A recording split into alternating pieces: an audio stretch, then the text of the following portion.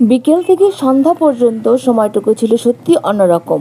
চলুন আপনাদের সাথে নিয়ে যাই বৈশাখী সন্ধ্যার এক ঝলক ভ্রমণে।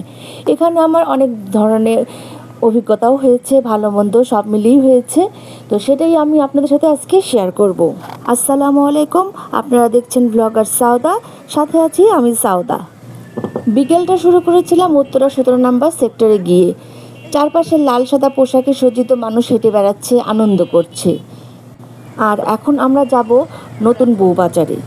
নতুন বউবাজারের দিকে যাচ্ছি।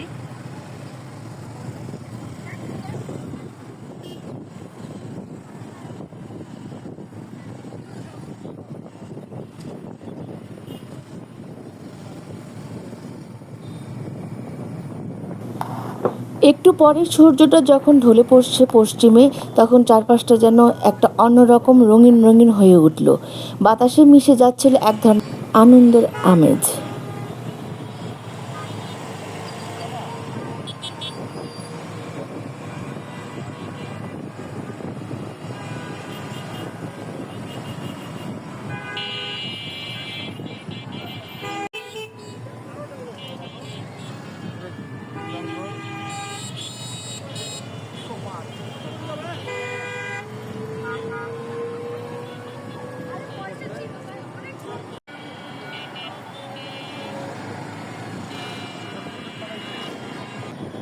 পয়লা বৈশাখের সন্ধ্যার দিকে কত ভিড়!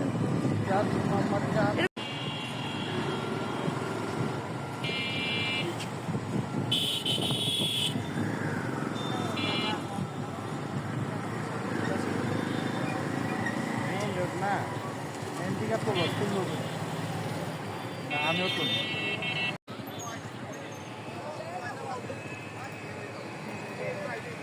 সন্ধ্যার দিকে আমরা এসেছি।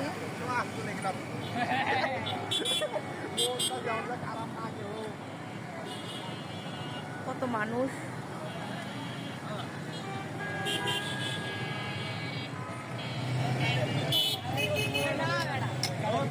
ভিতরে না না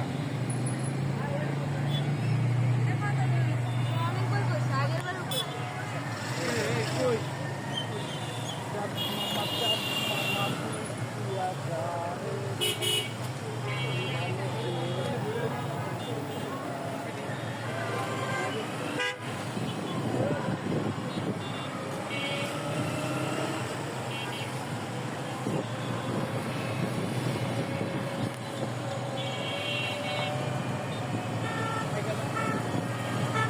ওইদিকে আবার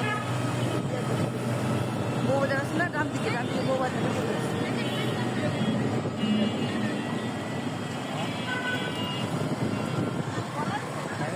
ডান দিকে চলো।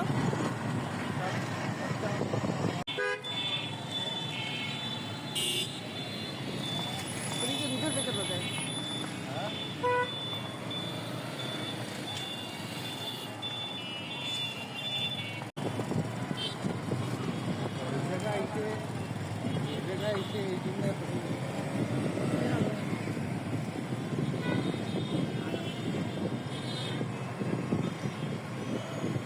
নতুন বউবাজার 17 নম্বর সেক্টরের এদিকে সন্ধ্যার দিকে অনেক স্টল খুলে ফেলেছে, দেখতেই পাচ্ছেন আপনারা।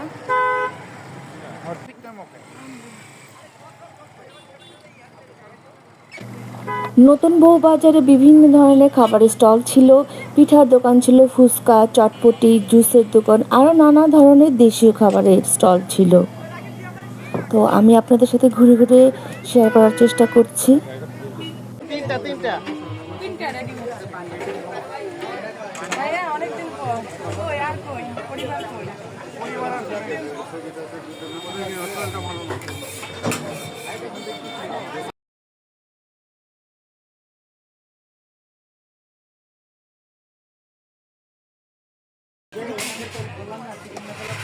লেমন মিন্ট নাকি?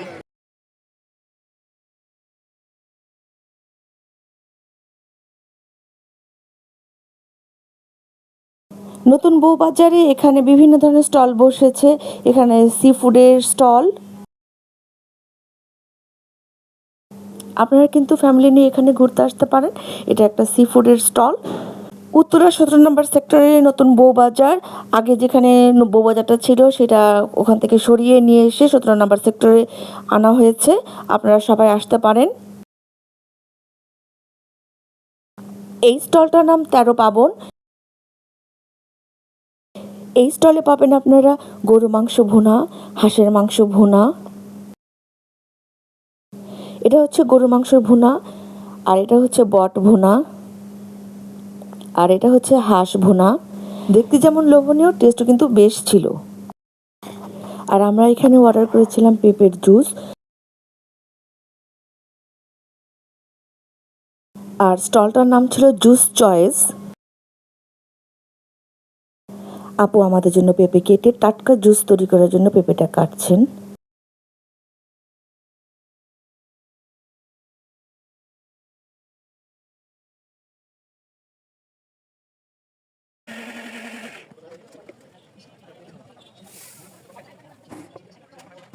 আপু আমাদের জন্য ফ্রেশ জুস তৈরি করে দিলেন।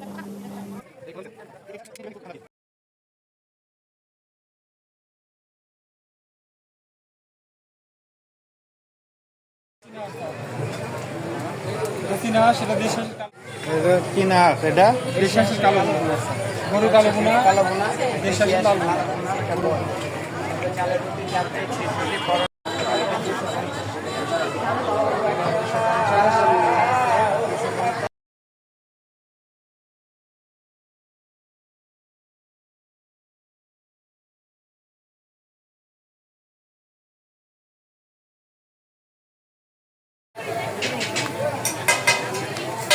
দেখে যান।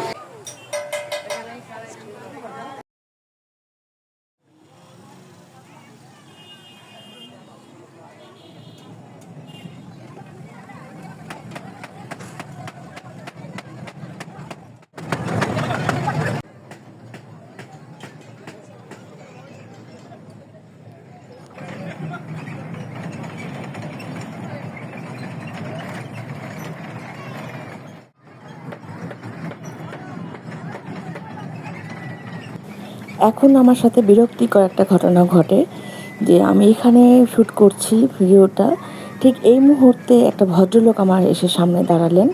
তো উনি বুঝেও কিন্তু দাঁড়িয়েই রইলেন।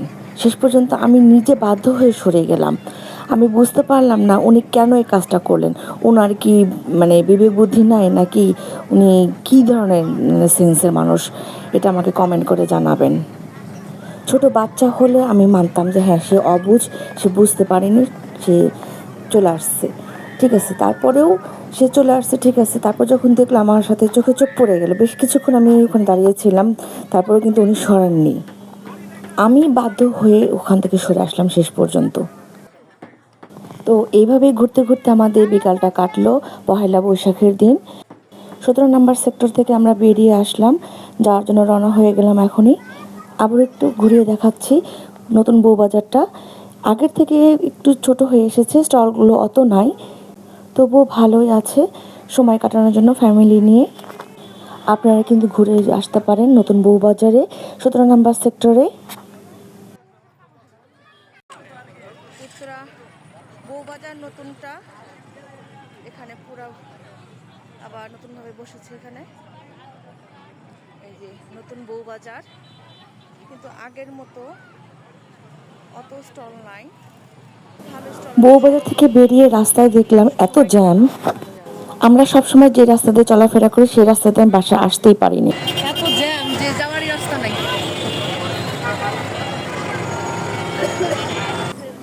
জ্যামের জন্য একেবারেই এগোতে পারছিলাম না।